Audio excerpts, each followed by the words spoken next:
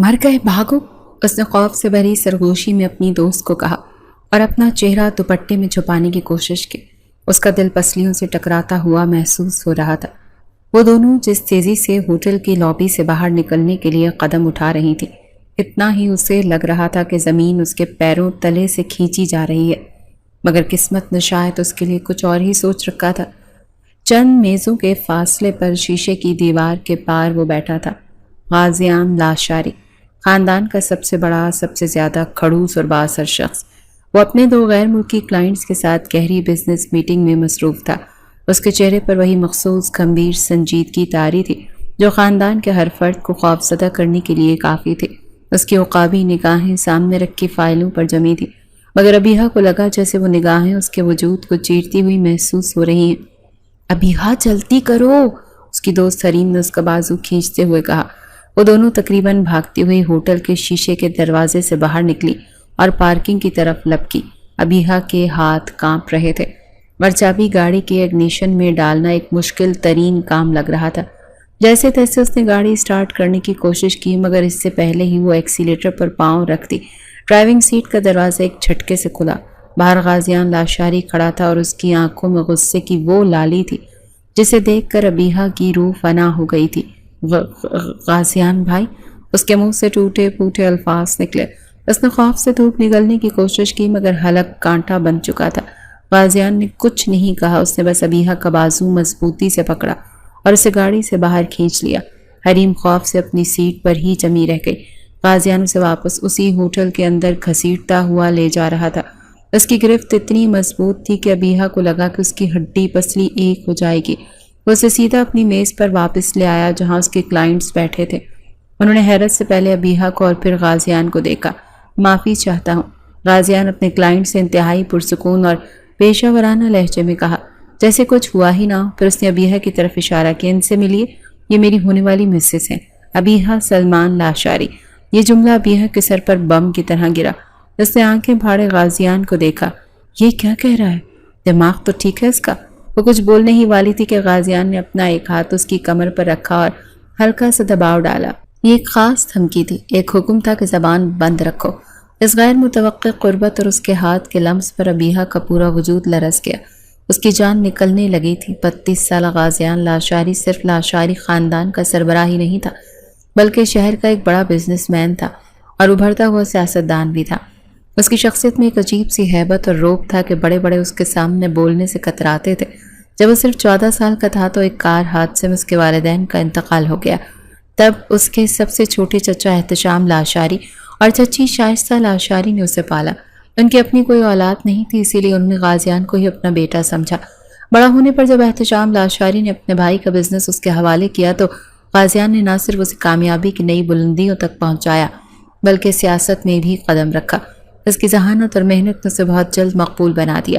پورے خاندان میں اس جیسا اثر و رسوخ رکھنے والا کوئی نہیں تھا، اسی لیے ہر کوئی اپنے مسئلوں کے حل کے لیے اسی کے پاس آتا تھا اور اس کا فیصلہ حرف آخر ہوتا تھا۔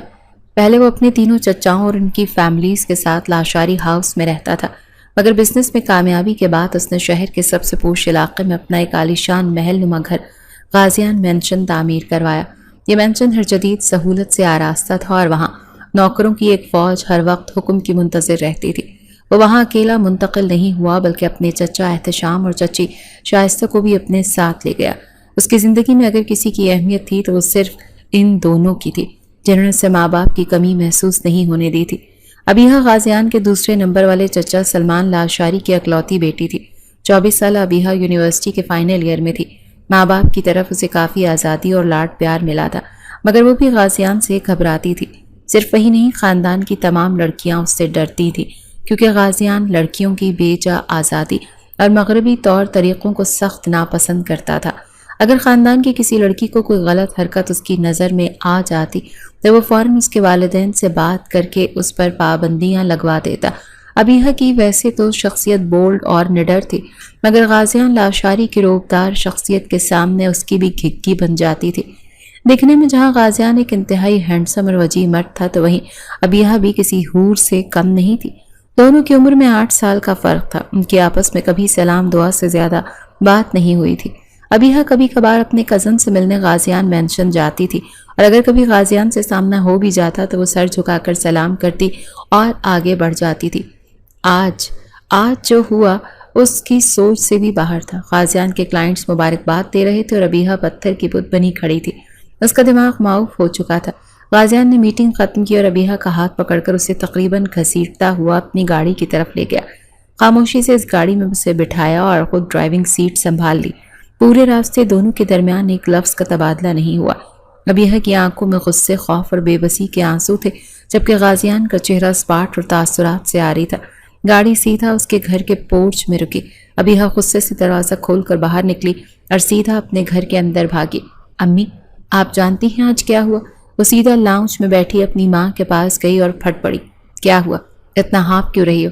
اس کی ماں عالیہ نے تشویش سے پوچھا۔ امی، غازیان بھائی، انہوں نے آج سب کے سامنے انہوں نے مجھے اپنی الفاظ اس کے حلق میں اٹک رہے تھے۔ اس نے پوری کہانی اپنی ماں کو سنائی کہ کس طرح غازیان نے اسے ہوٹل میں سب کے سامنے اپنی ہونے والی مسز کہہ کر متعارف کروایا۔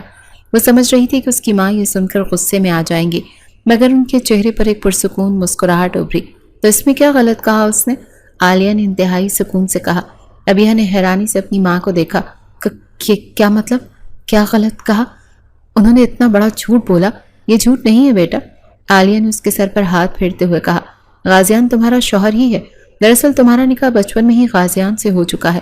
یہ انکشاف ابیہا کے لیے کسی ایٹم بم سے کم نہیں تھا۔ اسے لگا جیسے کسی نے اس کے پیروں تلے سے زمین ہی کھینچ لی ہو۔ نکاح میرا اور غازیان بھائی سے؟ کب؟ کیسے؟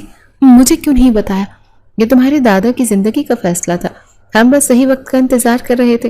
اب جیسے ہی تمہاری ڈگری مکمل ہوگی ہم تمہاری رخصتی کر دیں گے، کیونکہ غازیان آج صبح ہی تمہارے بابا سے رخصتی کی بات کر چکا ہے۔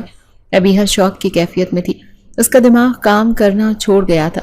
اس کا نکاح اس کھڑوس، غصیلے اور روبدار انسان سے ہو چکا تھا جس سے وہ سب سے زیادہ ڈرتی تھی۔ نہیں، میں یہ شادی نہیں مانتی، میں اس شخص کے ساتھ نہیں رہ سکتی۔ ہوش میں آتے ہی وہ چیخنے لگی۔ اس نے گھر میں ہنگامہ کھڑا کر دیا۔ مجھے اس سے طلاق چاہیے۔ میرا آئیڈیل ایک کول مزاج، ہنسنے والا، بولنے والا انسان ہے۔ وہ تو ہر وقت ایسے رہتے ہیں جیسے کسی کا جنازہ پڑھ کر آئے ہوں۔ اس کے والدین سلمان اور عالیہ نے اسے سمجھانے کی بہت کوشش کی۔ انہوں نے غازیان سے شادی کے فائدے گنوائے، اس کی طاقت، خاندان میں اس کا مقام، سب کچھ بتایا، مگر ابیہا کسی صورت ماننے کو تیار نہیں تھی۔ جب وہ اپنی عزت پر اڑی رہی تو اس کی ماں نے بے اختیار اسے ایک تھپڑ رسید کر دیا۔ دماغ ٹھیک ہے تمہارا؟ تم غازیان لاشاری سے طلاق مانگ رہی ہو؟ ہمارے خاندان میں آج تک طلاق نہیں ہوئی، اس کی ماں نے غصے سے کہا۔ جب ابیہا کو اندازہ ہو گیا کہ اس کے والدین اس کی بات نہیں مانیں گے تو اس نے ایک جرأت مندانہ فیصلہ کیا۔ وہ ہمت کر کے اگلے دن سیدھا غازیان مینشن پہنچ گئی۔ وہ جانتی تھی یہ شیر کی کچھاڑ میں جانے کے مترادف ہے، مگر اس کے پاس کوئی اور راستہ نہیں تھا۔ وہ لاؤنج میں بیٹھا لیپ ٹاپ پر کام کر رہا تھا اور ابیہا کو دیکھ کر اس نے آئی برو اچکائے۔ مجھے آپ سے بات کرنی ہے، ابیہا نے ہمت مجتمع کرتے ہوئے کہا۔ بولو۔ اس کا لہجہ سرد اور بے مروت تھا۔ مجھے طلاق چاہیے، ابیہا نے ایک ہی سانس میں کہہ دیا۔ غازیان نے لیپ ٹاپ سے نظریں ہٹائیں اور پہلی بار اسے غور سے دیکھا۔ اس کی آنکھوں میں حیرت اور پھر ایک ناگوار تاثر ابھرا۔ وہ اپنی کرسی سے اٹھا اور آہستہ آہستہ چلتا ہوا اس کے سامنے آ کر کھڑا ہو گیا۔ اس کا قد ابیہا سے کہیں لمبا تھا اور اسے غازیان کو دیکھنے کے لیے سر اٹھانا پڑا۔ کیا کہا تم نے؟ غازیان نے اتنے سرد اور گہرے لہجے میں پوچھا کہ ابیہا کی ریڑھ کی ہڈی میں سنسنی کی لہر دوڑ گئی۔ میں آپ کے ساتھ نہیں رہنا چاہتی، ہمارا مزاج نہیں ملتا۔ غازیان کے ہونٹوں پر ایک طنزیہ مسکراہٹ ابھری۔ طلاق؟ لاشاری خاندان میں؟ تم جانتی بھی ہو تم کیا کہہ رہی ہو؟ وہ ایک قدم اور آگے بڑھا۔ ایک بار نکاح ہو جائے تو لڑکی اس گھر کی عزت اور غیرت بن جاتی ہے، اور تم اس گھر کی عزت کو اچھالنے کی بات کر رہی ہو۔ اس نے ابیہا کو کچھ اور کہنے کا موقع نہیں دیا۔ وہ اسے وہیں چھوڑ کر سیدھا اس کے والدین کے پاس گیا اور انہیں ابیہا کی ڈیمانڈ بتا دی۔ چچا، میں رخصتی کی تاریخ اگلے ہفتے ہی رکھی ہے، تیاریاں شروع کر دیں۔ اس نے فیصلہ سنایا اور وہاں سے چلا گیا۔ اس کے جانے کے بعد سلمان اور عالیہ نے ابیہا کو خوب ڈانٹا۔ پورے خاندان میں رخصتی کے دعوت نامے بھیج دیے گئے۔ ابیہا جو پہلے ہی پریشان تھی، یہ سن کر ہتھے سے اکھڑ گئی۔ اس نے اپنے کمرے میں خود کو بند کر لیا، روتی رہی، چیختی رہی، مگر کسی نے اس کی ایک نہ سنی۔ اس نے غازیان کو غصے میں فون کر کے دھمکی بھی دی کہ اگر زبردستی کی گئی تو وہ گھر سے بھاگ جائے گی۔ غازیان نے فون پر جواب نہیں دیا، مگر وہ اس کی فطرت سے واقف ہو چکا تھا۔ اسے اندازہ تھا کہ وہ ایسا کوئی قدم اٹھا سکتی ہے۔ غازیان کے فیصلے کے بعد گھر میں شادی کی تیاریاں طوفانی رفتار سے شروع ہو گئی تھیں۔ ہر طرف ایک جشن کا سما تھا۔ رشتہ داروں کی آمد و رفت، قہقہے اور خوشگوار ہنگامہ، مگر ابیہ کے لیے اس کا کمرہ قید خانہ بن چکا تھا اور باہر کی ہر آواز اس کے دل پر ہتھوڑے کی طرح برستی تھی۔ اس کا فون لے لیا گیا تھا اور اس پر سخت پہرا بٹھا دیا گیا تھا تاکہ وہ کوئی اور غلط قدم نہ اٹھا سکے۔ اس کی ماں جو کل تک اس کی ہر ضد پوری کرتی تھی اب اس سے بات بھی نہیں کر رہی تھی۔ وہ مکمل طور پر تنہا اور بے بس ہو چکی تھی۔ دن گزرتے گئے اور مہندی کی رات آن پہنچی۔ پورے گھر کو پھولوں اور روشنیوں سے سجایا گیا تھا۔ ڈھولک کی تھاپ اور مہندی کے گیتوں کی گونج میں ابیہ کو زبردستی تیار کر کے لاؤنج میں بٹھا دیا گیا۔ اس نے پیلے رنگ کا خوبصورت لباس پہنا مگر اس کا چہرہ کسی بھی رنگ سے عاری تھا۔ وہ ایک زندہ لاش کی طرح بیٹھی تھی اور رشتہ دار اس کے ہاتھوں پر مہندی لگاتے ہوئے اسے چھیڑ رہے تھے۔ اس کا دل چاہا کہ وہ چیخ چیخ کر سب کو بتائے کہ یہ شادی نہیں، ایک سزا ہے، مگر اس کی آواز حلق میں ہی دم توڑ گئی۔ رات گہری ہوتی جا رہی تھی اور فنکشن اپنے عروج پر تھا۔ سب ناچنے گانے میں مصروف تھے۔ ابیہ نے محسوس کیا کہ یہ موقع ہے۔ اس نے اپنی ماں سے طبیعت خرابی کا بہانہ کیا اور اپنے کمرے میں چلی گئی۔ اس کا دماغ تیزی سے کام کر رہا تھا۔ اس نے کچھ دن پہلے ہی دیکھ لیا تھا کہ اس کے کمرے کی کھڑکی باغیچے کی طرف کھلتی ہے، جہاں سے پچھلی دیوار پھلانگنا زیادہ مشکل نہیں تھا۔ اس کا دل خوف سے دھڑک رہا تھا مگر آزادی کی خواہش اس خوف پر حاوی تھی۔ اس نے اپنے چند ضروری کپڑے اور کچھ نقد رقم ایک چھوٹے سے بیگ میں ڈالے، بھاری جوڑا اتار کر سادہ کپڑے پہنے اور دوپٹے سے اپنا سر اچھی طرح سے ڈھانپ لیا۔ اس نے آخری بار اپنے کمرے کو دیکھا جہاں اس نے اپنی زندگی کے 24 سال گزارے تھے۔ آنکھوں میں آنسو آ گئے مگر اس نے انہیں بے دردی سے پونچھ ڈالا۔ وہ دبے پاؤں کھڑکی سے باہر نکلی۔ باغیچے میں اندھیرا تھا اور موسیقی کے شور میں اس کے قدموں کی آہٹ کسی کو سنائی نہیں دے رہی تھی۔ وہ دیوار کے قریب پہنچی ہی تھی کہ اچانک اندھیرے سے ایک سایہ نمودار ہوا۔ اس سے پہلے کہ ابیہ چیختی، اس سائے نے اس کا منہ اپنے مضبوط ہاتھوں سے بند کر دیا۔ وہ غازیان لاشاری تھا۔ اس کی آنکھوں میں ایسا قہر اور غضب تھا کہ ابیہ کو لگا کہ وہ اسے وہیں پر زندہ گاڑ دے گا۔ غازیان نے اس کا بیگ چھین کر اس کی طرف پھینکا اور اس کا بازو لوہے کی گرفت میں جکڑا گیا۔ تو یہ ہے لاشاری خاندان کی عزت، رات کے اندھیرے میں چوروں کی طرح بھاگتے ہوئے۔ اس کی آواز سرگوشی سے بھی زیادہ خوفناک تھی۔ اس میں غصے کی وہ شدت تھی جو لاوے کی طرح پھٹنے کو تیار تھی۔ ابیہ نے خود کو چھڑانے کی کوشش کی مگر بے سود۔ غازیان اسے خاموشی سے کھینچتا ہوا گھر کے پچھلے دروازے سے اندر لے آیا۔ کسی کو کانوں کان خبر نہ ہوئی کہ باہر کیا قیامت برپا ہو چکی ہے۔ اس نے ابیہ کو اس کے کمرے میں لا کر ایک جھٹکے سے فرش پر پھینکا۔ آج کے بعد تم اس کمرے سے باہر قدم نہیں رکھو گی جب تک میں خود تمہیں یہاں سے نکال کر اپنے گھر نہ لے جاؤں۔ اس نے دروازے سے باہر نکلتے ہوئے سرد لہجے میں کہا اور باہر سے دروازہ لاک کر دیا۔ ابیہ فرش پر پڑی پھوٹ پھوٹ کر رو پڑی۔ اس کی آزادی کی آخری امید بھی دم توڑ گئی تھی۔ اب وہ غازیان لاشاری کی قیدی تھی اور اس کی سزا کا آغاز ہو چکا تھا۔ رخصتی کا دن کسی بھاری اور اداس صبح کے طرح طلوع ہوا۔ ابیہ کو دلہن کے سرخ لباس میں ملبوس کیا گیا تھا۔ یہ لباس جو کسی بھی لڑکی کا خواب ہوتا ہے، اسے اپنا کفن محسوس ہو رہا تھا۔ اس کے ہاتھ پاؤں ٹھنڈے پڑ رہے تھے اور دل لرز رہا تھا۔ نظریں جھکائے وہ غازیان لاشاری کے ہمراہ اس کے محل جیسے گھر غازیان مینشن میں داخل ہوئی۔ غازیان کے چہرے پر وہی گمبھیر سنجیدگی چھائی ہوئی تھی جیسے وہ کسی بزنس ڈیل کے لیے آیا ہو، اپنی دلہن لینے نہیں۔ شائستہ چچی نے اسے محبت سے خوش آمدید کہا مگر غازیان کے سرد رویے نے ماحول کو بوجھل بنا دیا تھا۔ رسم و رواج کے بعد جب اسے غازیان کے عالی شان بیڈ روم میں لے جایا گیا تو وہ سخت نروس اور خوفزدہ تھی۔ کمرہ پھولوں سے سجا تھا مگر اسے ان پھولوں سے بھی وحشت ہو رہی تھی۔ وہ نہیں جانتی تھی کہ غازیان اس کے ساتھ کیسا سلوک کرے گا۔ اس کی بھاگنے کی کوشش نے یقیناً اس کی غصے کو اور بھڑکا دیا تھا۔ وہ بیڈ کے کونے پر سمٹ کر بیٹھ گئی۔ اس کا وجود خوف سے کانپ رہا تھا۔ کچھ دیر بعد کمرے کا دروازہ کھلا اور غازیان اندر داخل ہوا۔ اس کے قدموں کی چاپ پر ابیہ کا دل اچھل کر حلق میں آ گیا۔ اس نے ہمت کر کے نظر اٹھا کر انہیں دیکھا۔ غازیان چلتا ہوا اس کی طرف کچھ فاصلے پر آ کر رک گیا۔ کمرے میں ایک ناقابل برداشت خاموشی چھا گئی۔ ابیہ کو لگا جیسے وقت تھم گیا ہے۔ پھر غازیان کے سرد اور بے رحم آواز نے اس خاموشی کو توڑا۔ اس کمرے میں اس طرح دلہن کے روپ میں تمہیں دیکھنا کبھی میری سب سے بڑی خواہش تھی۔ اس نے ایک لمحے کا توقف کیا اور اس کا اگلا جملہ ابیہ کے دل میں خنجر کی طرح پیوست ہو گیا، مگر اب یہ صرف ایک مجبوری ہے۔ ابیہ نے ایک آنسوؤں سے بھیگی پلکیں اٹھا کر اسے دیکھا۔ غازیان کی آنکھوں میں کوئی تاثر نہیں تھا، وہ بالکل خالی تھی۔ تمہیں اپنے دل میں خاص جگہ دی ہوئی تھی، وہ کہتا چلا گیا، مگر تم نے اپنی گری ہوئی حرکت سے وہ تمام मकाम खो दिया है, अब तुम इस दिल से निकल चुकी हो। ये अल्फाज सुनकर अबीहा की आंखों से आंसुओं की लड़ी टूट कर उसके गालों पर बहने लगी। उसकी सारी हिम्मत, सारा गुस्सा, सारी नफरत, सब कुछ आंसुओं में बह गया। उसे पहली बार अपनी गलती की शिद्दत का एहसास हुआ। उसने कांपते हुए हाथ जोड़े, मुझसे गलती हो गई, प्लीज़ मुझे माफ़ कर दें। उसकी आवाज़ टूट रही थी मगर गाजियान के चेहरे पर नरमी का कोई शायबा तक न आया। उसने हकारत से अबीहा को देखा और उसका लहजा मजीद दुरुस्त हो गया। तुम जिंदा सलामत यहाँ बैठी हो, इसी को गनीमत समझो, वरना ऐसी हरकत करने वाली लड़की को तो मैं जिंदा गाड़ देता हूँ। ये कहकर वो अलमारी की तरफ बढ़ा, वहां से एक तकिया और कंबल निकाला और सीधा कमरे में रखे सोफे की तरफ चला गया। अबीहा पथराई हुई आंखों से उसे देखती रही। उसने खुद को सोफे पर लेटने के लिए तैयार किया, जैसे अबीहा का वजूद इस कमरे में हो ही ना। इस रात अबीहा उस आलीशान कमरे में फूलों से सजे बेड पर बैठी सारी रात रोती रही। उसका शौहर चंद कदम के फासले पर मौजूद था, मगर उनके दरमियान नफरत और बेएतनाई की एक ऐसी दीवार खड़ी हो चुकी थी जिसे शायद अब कोई भी नहीं गिरा सकता था। इस रात के बाद अबीहा की जिंदगी एक नए और अजियतनाक दौर में दाखिल हो गई। वो गाजियान मेंशन की मालकन थी, मगर उसकी हैसियत एक खूबसूरत कैदी से ज्यादा नहीं थी। गाजियान ने उस पर सख्त पहरे बिठा दिए थे।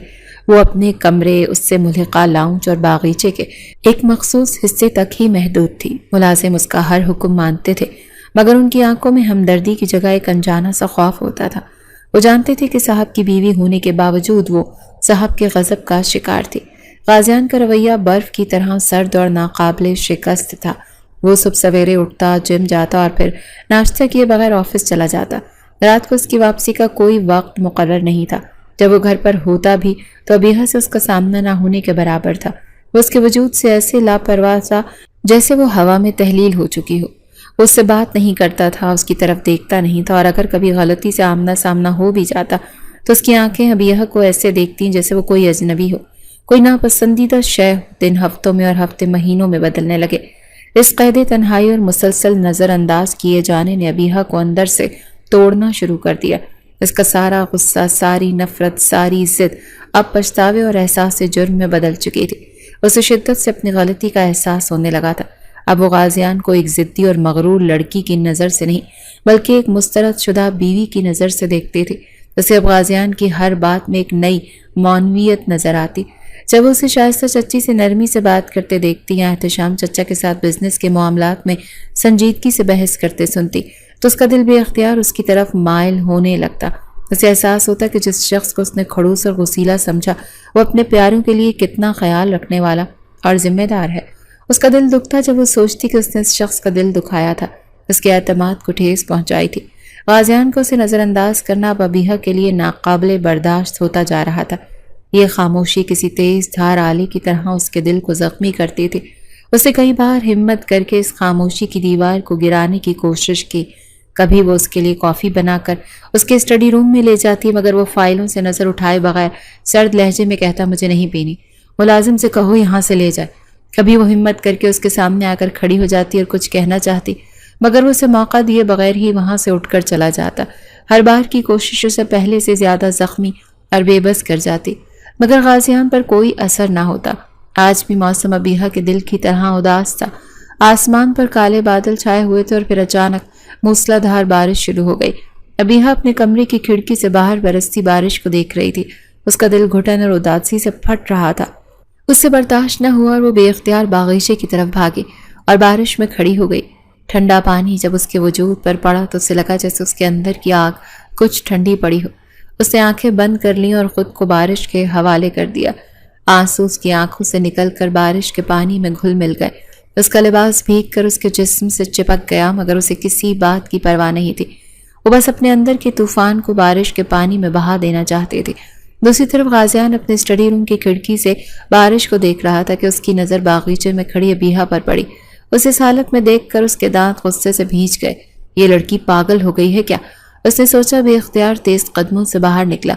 ये क्या हरकत है? उसके करीब पहुंचकर गरजदार आवाज में बोला। उसने अबीहा का बाजू पकड़कर उसे अपनी तरफ खींचा। इतनी सर्दी में बारिश में भीग रही हो, बीमार होकर मर गई तो? और ये हुलिया तो देखो अपना। उसकी नजरें गुस्से से अबीहा के भीगे हुए वजूद पर थी। अबीहा ने नम आंखों से उसे देखा। उसके लहजे में अब कोई गिला नहीं था, सिर्फ टूटी हुई इल्तिजा थी। क्या फर्क पड़ता है, मर जाऊं तो? آپ کی نظروں اور دل سے تو ویسے بھی گر چکی ہوں، پھر اس پردے کا کیا فائدہ؟ یہاں ملازم بھی ہیں، صرف میں اور تم نہیں۔ غازیان نے سختی سے کہتے ہوئے اسے ایک اور جھٹکا دے کر اپنے مزید قریب کیا۔ غازیان کی اتنی قربت، اس کا غصہ، اس کی فکر، ابیحہ کے ضبط کے آخری بندھن بھی ٹوٹ گیا۔ وہ بے اختیار سے سکتے ہوئے اس کے سینے سے لگ گئی۔ مجھے معاف کر دیں غازیان، پلیز۔ اس کے یوں ٹوٹ کر گلے لگنے پر غازیان کے احساسات میں ایک دم ایک عجیب سی تبدیلی آئی۔ اس کا دل جو پتھر کا بنا ہوا تھا ایک لمحے کے لیے نرم پڑنے لگا۔ اس کے ہاتھ جو خود بخود اٹھے اور ابیحہ کی کمر کے گرد ایک حفاظتی حصار بنا لیا۔ ایک لمحے کے لیے وہ سب کچھ بھول گیا، اس کا غصہ، اس کی نفرت، مگر پھر جیسے ہی اس کے ذہن میں ابیحہ کا مہندی کی رات بھاگنے والا منظر آیا، اس کے ہاتھ وہیں رک گئے۔ اس نے خود کو ہوش میں لاتے ہوئے سختی سے ابیحہ کو خود سے پیچھے دھکیل دیا۔ ابیحہ کا چہرہ جو ایک لمحے کے لیے امید سے روشن ہوا تھا، دوبارہ دھواں دھواں ہو گیا۔ غازیان بنا کچھ کہے، بنا اس کی طرف دیکھے واپس مڑ گیا اور اسے وہیں بارش میں بھیگتا، کانپتا، ٹوٹا ہوا چھوڑ گیا۔ بارش میں بھیگنے اور شدید ذہنی دباؤ کا نتیجہ وہی نکلا جس کا غازیان کو خدشہ تھا۔ ابیحہ جس ٹھنڈ سے ٹھٹرتی ہوئی کمرے میں واپس آئی تو اس کا پورا وجود کانپ رہا تھا۔ وہ بے حسی کے عالم میں گیلے کپڑے بدل کر بستر میں گھس گئی، مگر اس کے دانت بچ رہے تھے اور کپکپی تھی کہ رکنے کا نام نہیں لے رہی تھی۔ اس رات غازیان جب کمرے میں آیا تو ماحول پہلے سے زیادہ بوجھل اور تناؤ زدہ تھا۔ اس نے ایک نظر بستر پر لیٹی ابیحہ پر ڈالی جو کمبل میں سکڑی ہوئی تھی اور پھر خاموشی سے اپنے کام میں مصروف ہو گیا۔ رات گہری ہوتی گئی اور ابیحہ کی حالت بگڑتی گئی۔ تیز بخار نے اس کے پورے وجود کو اپنی لپیٹ میں لے لیا تھا۔ اس کے سر میں شدید درد ہو رہا تھا اور وہ بے چینی سے کروٹیں بدل رہی تھی۔ اس کی آنکھوں سے خاموش آنسو بہہ رہے تھے اور کبھی کبھار اس کے لبوں سے تکلیف میں ڈوبی ہلکی سی سسکی نکل جاتی۔ غازیان صوفے پر لیٹا سونے کی کوشش کر رہا تھا، مگر ابیحہ کی ہلکی سسکیوں اور بے چین حرکتوں نے اس کی نیند اڑا دی تھی۔ پہلے تو وہ غصے سے دانت پیستا رہا۔ یہ سب ڈرامہ ہے، میری توجہ حاصل کرنے کے لیے، اس کے دماغ نے اسے باور کروایا۔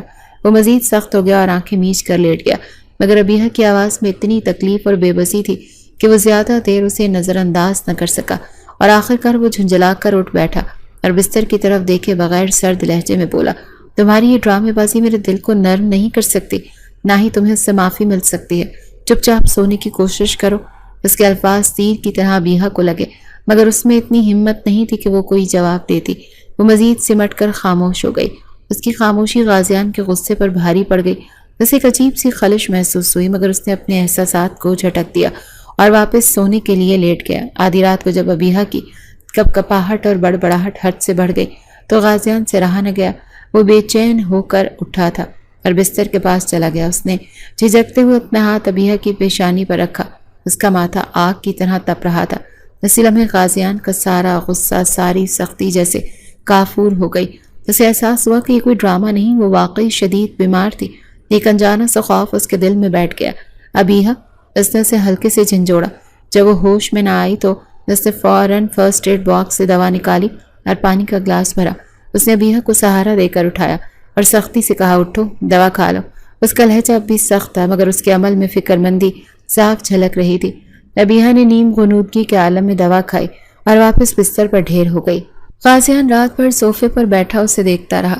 اس کی آنکھوں سے نیند کوسوں دور تھی۔ اگلے 3 دن ابیحہ کا بخار نہیں ٹوٹا۔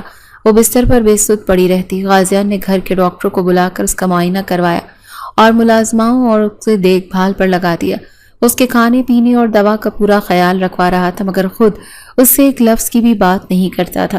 وہ آفس جانے سے پہلے اور واپس آنے کے بعد دور سے اسے دیکھ لیتا، مگر اس کا حال پوچھنے کی زحمت نہیں کرتا۔ ابیحہ جب کچھ ہوش میں آتی تو اس کی نظریں صرف غازیان کو تلاش کرتی تھی۔ وہ اس کی توجہ چاہتی تھی، اس کی ہمدردی چاہتی تھی۔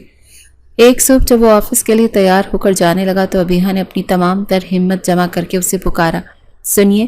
اس کی آواز بہت کمزور اور تھکی ہوئی تھی۔ غازیان جو دروازے تک پہنچ چکا تھا ایک لمحے کے لیے رکا، مگر اس نے پلٹ کر نہیں دیکھا۔ مجھے دیر ہو رہی ہے، اس نے اسپاٹ لہجے میں کہا اور باہر نکل گیا۔ ابیحہ کی آنکھوں میں آئی امید کی ہلکی سی کرن بھی دم توڑ گئی اور وہ پھوٹ پھوٹ کر رو پڑی۔ دوسری طرف آفس پہنچ کر بھی غازیان کا دل کام میں نہیں لگ رہا تھا۔ وہ بے چینی سے اپنے کمرے میں ٹہل رہا تھا۔ اس کی آنکھوں کے سامنے بار بار ابیحہ کا روتا ہوا چہرہ، بارش میں بھیگا وجود اور اس کا فریادی لہجہ گھوم رہا تھا۔ اس کے کانوں میں ابیحہ کی کمزور آواز گونج رہی تھی۔ اس نے اپنے سر کو دونوں ہاتھوں سے تھام لیا اور کرسی پر گرنے والے انداز میں بیٹھ گیا۔ کیوں؟ وہ بے بسی سے بڑبڑایا، کیوں اس لڑکی کے آنسو مجھے اتنا بے چین کرتے ہیں؟ کیوں میں اس کی تکلیف برداشت نہیں کر پا رہا، جبکہ ہزاروں میل دور غازیان مینشن کے اس عالیشان کمرے میں ابیحہ بستر پر لیٹی اپنے موبائل کی اسکرین پر غازیان کی ایک پرانی تصویر دیکھ رہی تھی۔ یہ کسی خاندانی تقریب کی تصویر تھی جس میں وہ مسکرا رہا تھا۔ ابیحہ آنسو بھری نگاہوں سے اسے مسکراتے ہوئے چہرے کو دیکھ رہی تھی اور سوچ رہی تھی کہ کیا یہ مسکراہٹ کبھی اس کے لیے بھی اس کے لبوں پر آئے گی۔ آفس میں گزرا وہ دن غازیان لاشاری کی زندگی کا مشکل ترین دن تھا۔ اس کا دماغ معاف اور دل بے چین تھا۔ وہ کسی بھی کام پر توجہ نہیں دے پا رہا تھا۔ ابیحہ کا کمزور اور بخار میں تپتا وجود، اس کی درد بھری آواز ایک لمحے کے لیے بھی اس کے ذہن سے اوجھل نہیں ہو رہی تھی۔ شام کو جب وہ گھر لوٹا تو اس کے قدم بھاری تھے۔ اس نے سوچا تھا کہ وہ آج بھی ابیحہ کو نظر انداز کرے گا، اپنی سختی کی دیوار کو قائم رکھے گا، مگر جب وہ کمرے میں داخل ہوا تو اس کے ارادے ریت کی دیوار کی طرح گر گئے۔ ابیحہ کا بخار قدرے کم تھا اور وہ بستر پر نیم دراز تھی۔ اس نے غازیان کو دیکھتے ہی اٹھنے کی کوشش کی۔ اس کی آنکھوں میں ایک کمزور سی امید کی کرن چمکی۔ شاید وہ سوچ رہی تھی کہ آج وہ اس سے بات کرے گا، اس کا حال پوچھے گا۔ اس کی آنکھوں میں تیرتی یہی امید غازیان کے دل میں تیر کی طرح لگی۔ اسے پہلی بار شدت سے احساس ہوا کہ اس کی سزا ابیحہ کے لیے کتنی اذیتناک بن چکی تھی۔ اسے یہ بھی احساس ہوا کہ اس لڑکی کی قربت میں رہ کر اسے روز اپنی آنکھوں کے سامنے تکلیف میں دیکھ کر وہ خود بھی ایک عذاب سے گزر رہا تھا۔ اسے معاف نہیں کر پا رہا تھا، مگر اس کی تکلیف دیکھنا بھی اس کے بس میں نہیں تھا۔ اسی لمحے اس نے ایک فیصلہ کیا، ایک ایسا فیصلہ جو اسے خود اپنے دل پر پتھر رکھ کر کرنا پڑا۔ جب تک میں اسے پوری طرح معاف کرنے کے لیے تیار نہیں ہو جاتا، مجھے اسے اپنی نظروں سے دور کر دینا چاہیے۔ اس کے ذہن نے فیصلہ سنایا، یہی ہم دونوں کے لیے بہتر ہوگا۔ وہ آگے بڑھا اور ابیحہ کے بیڈ سے کچھ فاصلے پر کھڑا ہو گیا۔ اس کا لہجہ غصے سے پاک تھا، مگر اس میں ایسی سرد مہری اور لا تعلقی تھی کہ ابیحہ کا دل کانپ گیا۔ تیار ہو جا، اس نے بغیر کسی تمہید کے کہا۔ میں تمہیں تمہارے والدین کے گھر چھوڑنے جا رہا ہوں۔ یہ جملہ ابیحہ پر بجلی بن کر گرا۔ اسے لگا کہ جیسے کسی نے اسے اونچائی سے گہری کھائی میں دھکیل دیا ہو۔ وہ جو یہ امید لگائے بیٹھی تھی کہ اس کی بیماری غازیان کے دل کو نرم کر دے گی، اس کے بجائے وہ اسے خود سے دور بھیج رہا تھا، اسے اپنی زندگی سے نکال رہا تھا۔ کیوں؟ اس کے منہ سے صرف لفظ نکلا، اس کی آواز آنسوؤں میں بھیگ چکی تھی۔ کیا میرا یہاں رہنا آپ کے لیے ناقابل برداشت ہو گیا ہے؟ یہ بحث کا وقت نہیں ابیحہ، غازیان نے اس کی آنکھوں میں دیکھنے سے گریز کرتے ہوئے کہا۔ میں جو کہہ دیا بس وہی کہہ دیا، تمہارے لیے بھی یہی بہتر ہے۔ کچھ دن ماحول کی تبدیلی ہو جائے۔ آپ مجھے سزا دے رہے ہیں نا؟ وہ رو پڑی۔ مجھے اپنے گھر سے اپنی زندگی سے نکال کر میں نے جو فیصلہ کر لیا ہے وہ نہیں بدلے گا، غازیان نے سختی سے کہا اور کمرے سے باہر نکل گیا تاکہ اس کے آنسو اسے کمزور نہ کر دیں۔ 1 گھنٹے بعد وہ ابیحہ کو لے کر اس کے والدین کے گھر کے سامنے موجود تھا۔ راستے بھر گاڑی میں موت جیسی خاموشی چھائی رہی۔ ابیحہ کھڑکی سے باہر دیکھتی، چپ چاپ آنسو بہاتی رہی اور غازیان مضبوطی سے اسٹیئرنگ وہیل پکڑے اپنے جذبات سے لڑتا رہا۔ جب اس کے والدین سلمان اور عالیہ نے ابیحہ کو اس طرح اچانک غازیان کے ساتھ دیکھا تو وہ پریشان ہو گئے۔ سب خیریت ہے بیٹا؟ سلمان نے پوچھا۔ جی چچا، ویسے اس کی طبیعت کچھ ٹھیک نہیں، میں نے سوچا کچھ دن یہاں رہے گی تو ماحول کی تبدیلی سے کچھ بہتری محسوس کرے گی۔ غازیان نے انتہائی رسمی اور مختصر جواب دیا۔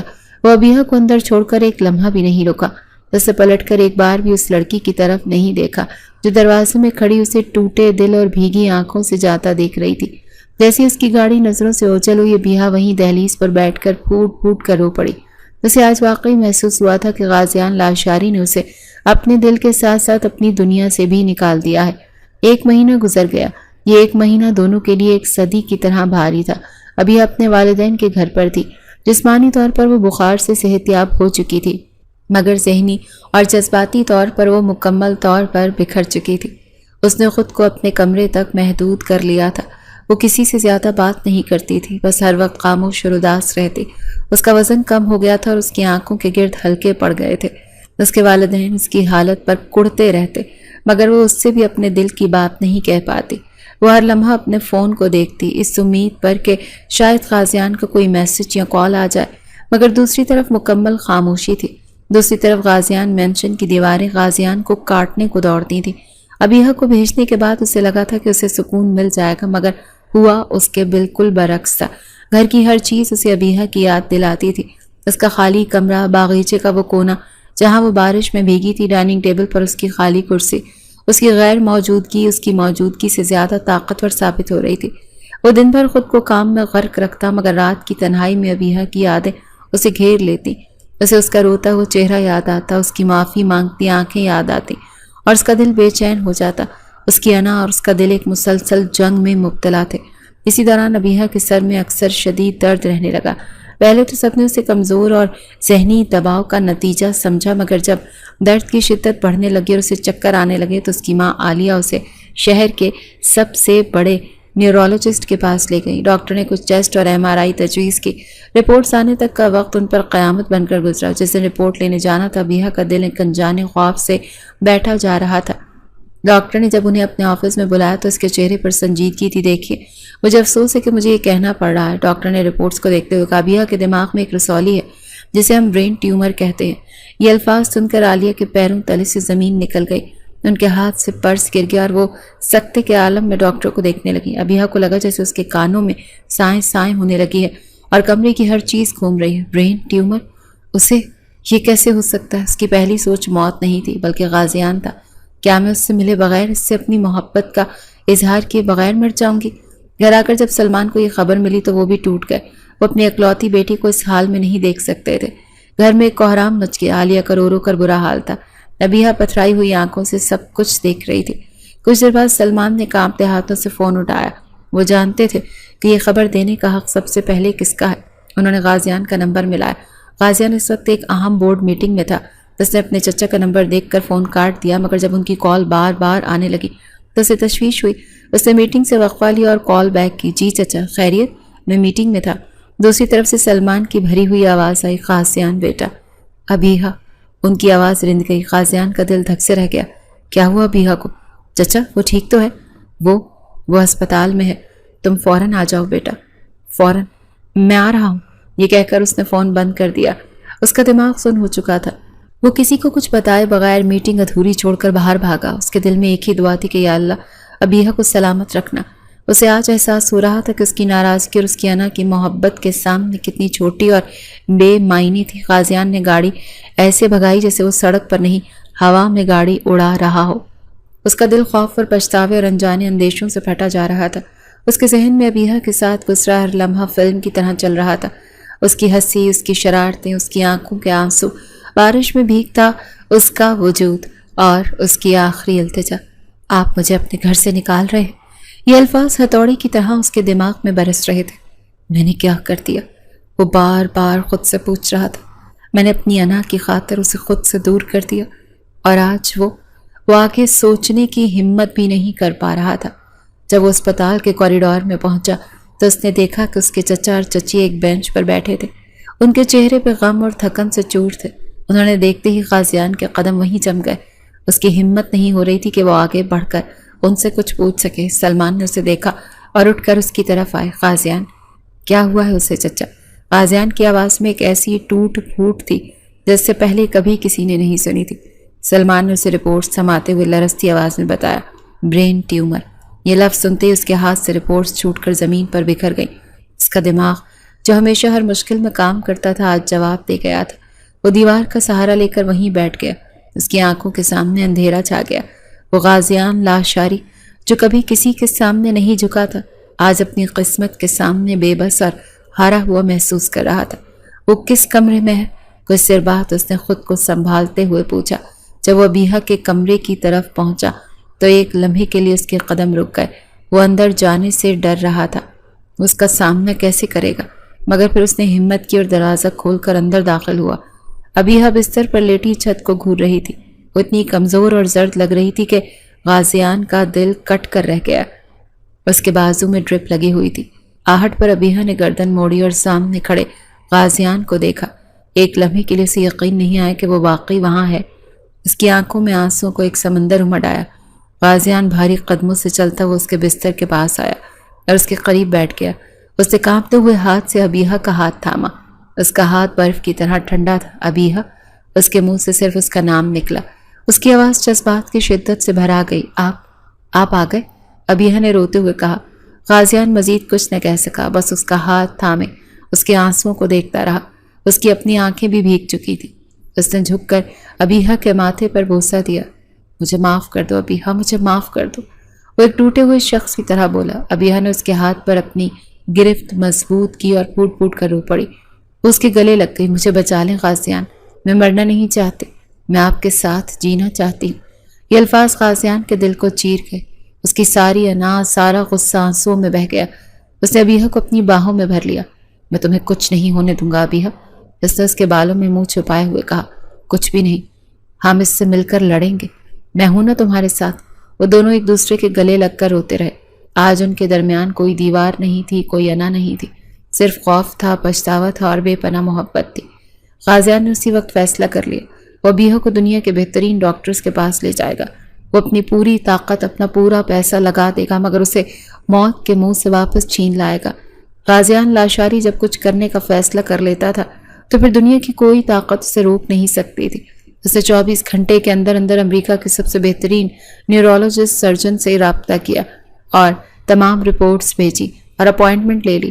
اگلے ہی دن وہ ابیہا کو ایک خصوصی طور پر تیار کردہ ایئر ایمبولینس کے ذریعے امریکہ لے جا رہا تھا۔ اس سفر میں وہ ایک لمحے کے لیے بھی اس سے الگ نہیں ہوا۔ ابیہا کمزور تھی مگر ہوش میں تھی۔ اس نے غازیان کے چہرے پر ایسی تشویش اور خوف دیکھا جو اس نے پہلے کبھی نہیں دیکھا تھا۔ آپ ڈر رہے ہیں؟ ابیہا نے دھیرے سے اس کا ہاتھ دباتے ہوئے پوچھا۔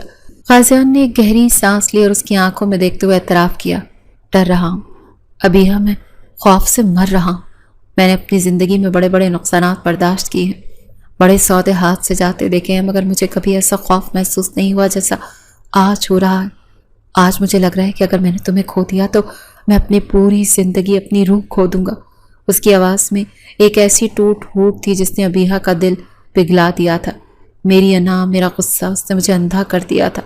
وہ کہتا چلا گیا، میں نے تمہیں تکلیف دی، تمہیں خود سے دور کر دیا اور اس کی قیمت ہم دونوں ادا کر رہے ہیں۔